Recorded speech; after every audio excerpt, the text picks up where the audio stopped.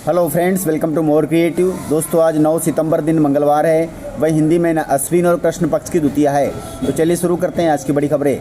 यदि आपको खबरें पसंद आए तो वीडियो को लाइक जरूर करिएगा और आप हमें प्रदेश के किस जिले से देख रहे हैं कमेंट बॉक्स में जरूर बताइएगा।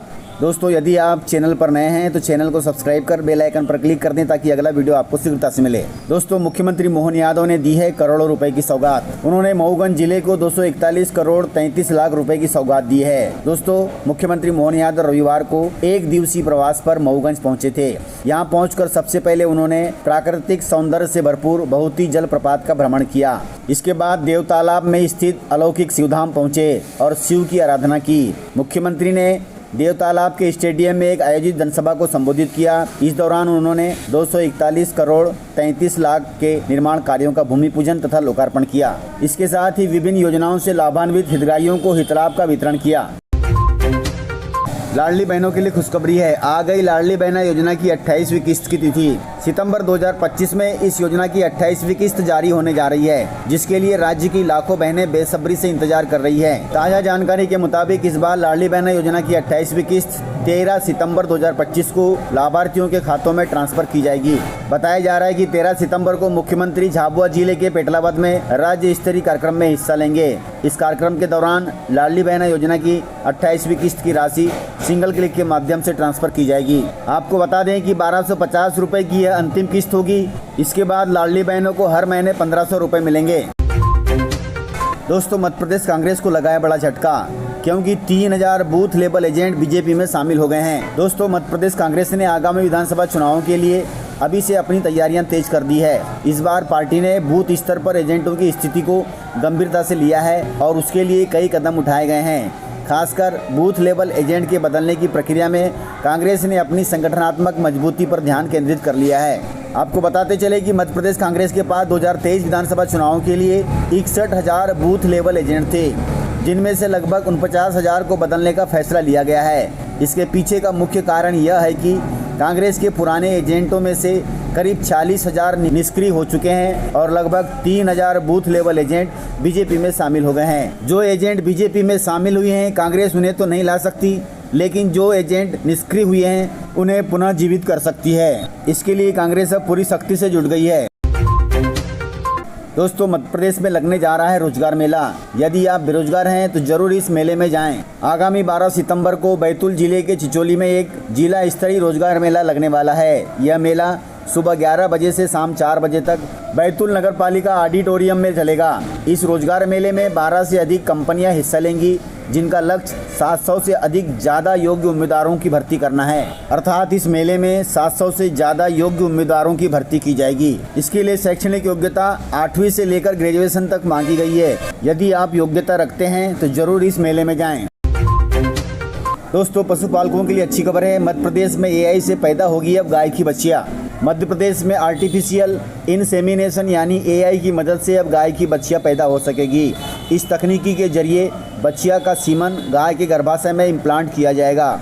इस AI तकनीक को अपनाने वाला मध्य प्रदेश देश का दूसरा राज्य हो गया है। इसका इस्तेमाल सबसे पहले उत्तराखंड में शुरू हो चुका है, दूसरा मध्य प्रदेश राज्य में होगा। दोस्तों, आपको बता दें कि राजधानी भोपाल में 2 लाख सेक्स सॉर्टेड सीमेन तैयार किए जा रहे हैं। इसका लक्ष्य गोवंश की नस्ल को सुधारने के साथ साथ दूध उत्पादन में बढ़ोतरी करना है। वहीं पशुपालन एवं डेयरी विभाग ने इस नई तकनीकी और आधुनिक तकनीकी का इस्तेमाल शुरू कर दिया है, जिसे सेक्स सॉर्टेड सीमेन कहा जाता है। इस तकनीकी के इस्तेमाल से 90 से 95% गाय मादा बच्चियां जन्म देगी। कुल मिलाकर इस तकनीक से सरकार गायों के साथ साथ दूध का उत्पादन बढ़ाना चाहती है। यानी गायों में ऐसा बीज डाला जाएगा जिससे 90 से 95% बच्चियां ही जन्म देगी।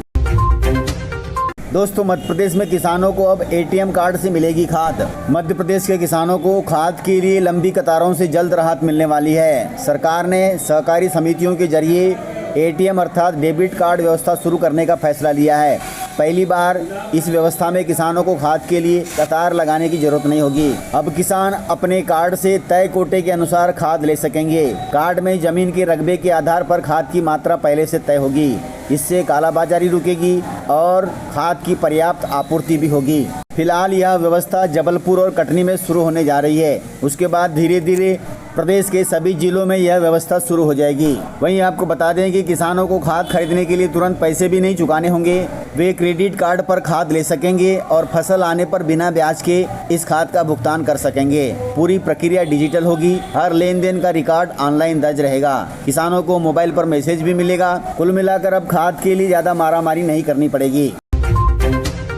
दोस्तों, प्रदेश सहित देश में साइबर ठगों ने नया तरीका अपनाना शुरू कर दिया है, इसलिए सावधान रहें। ट्रैफिक चालान भरने के नाम पर ठगी का नया तरीका सामने आया है। ये ठग भोपाल सहित देश भर में लोगों के व्हाट्सएप और एसएमएस के जरिए चालान भरने के नाम पर फर्जी लिंक भेज रहे हैं। साइबर क्राइम ब्रांच के अनुसार शहर में अब तक ऐसे मामले तो दर्ज नहीं हुए हैं, लेकिन लिंक भेजकर ठगी के कई मामले दर्ज हो चुके हैं। ठग सबसे पहले लोगों को व्हाट्सएप पर या एसएमएस पर ट्रैफिक चालान पेंडिंग का मैसेज भेजता है।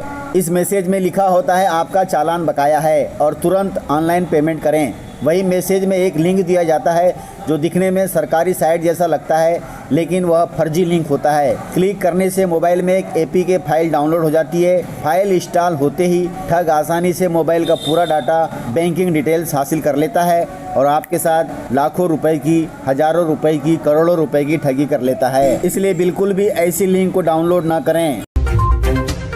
दोस्तों, मध्य प्रदेश में प्रधानमंत्री मोदी लाडली बहनों को देंगे बड़ी सौगात। प्रधानमंत्री मोदी 17 सितंबर को मध्य प्रदेश आने वाले हैं। इस दौरान प्रधानमंत्री मोदी लाडली बहनों को सशक्त नारी और समृद्ध अभियान की सौगात देंगे।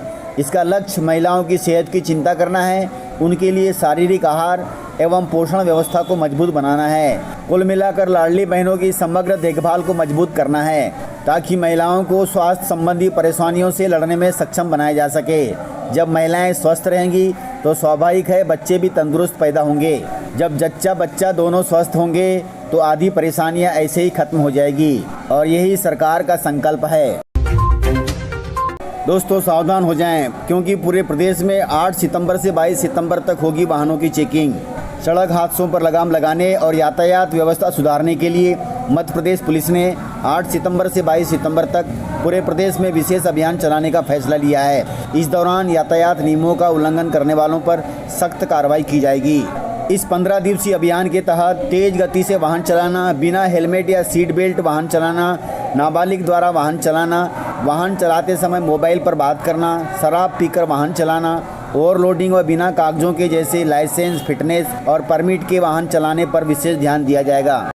इसलिए घर से बाहर यदि आप बाइक से, कार से निकल रहे हैं तो इन सभी चीज़ों का ध्यान रखें, अन्यथा कहीं भी पकड़े जा सकते हैं और आपको चालान भरना पड़ सकता है। दोस्तों, किसानों के लिए जरूरी खबर है। मध्य प्रदेश से बाहर केले की सप्लाई पूरी तरह से ठप हो गई है। इससे केला उत्पादक किसानों को काफ़ी परेशानी हो रही है। दोस्तों, मामला बुरहानपुर जिले का है। बुरहानपुर के केला उत्पादक किसानों की मुसीबतें कम होने का नाम नहीं ले रही है। पहले प्राकृतिक आपदा और अब बाढ़ ने किसानों की मुश्किलें बढ़ा दी है। दरअसल देश की राजधानी दिल्ली, पंजाब, हरियाणा और जम्मू कश्मीर में आई बाढ़ के कारण मध्य प्रदेश के बुरहानपुर से केले की सप्लाई पूरी तरह से ठप हो गई है। केला सप्लाई ठप होने से केले के भाव में भी कमी आ गई है, जिसके चलते किसानों को भारी नुकसान हुआ है। इसके अलावा प्रदेश की एकमात्र केले की मंडी को भी राजस्व का नुकसान हो रहा है। इसका सबसे ज्यादा असर केला किसानों को हुआ है। केले के दाम कम होने से किसानों की लागत तो दूर, अपने खेतों से केले की कटाई की मजदूरी भी नहीं निकल पा रही है। इस पर किसानों ने सरकार से एक बार फिर केले का समर्थन मूल्य निर्धारित करने की अपनी मांग दोहराई है। अब सरकार इन केला उत्पादक किसानों की कैसे मदद करती वह देखना होगा। इस प्रकार से खबरें थी। यदि आपको खबरें पसंद आई हो तो वीडियो को लाइक, शेयर एंड सब्सक्राइब जरूर करें। तो मिलते हैं सर अगले वीडियो में, तब तक के लिए जय हिंद, जय भारत, जय मध्य प्रदेश।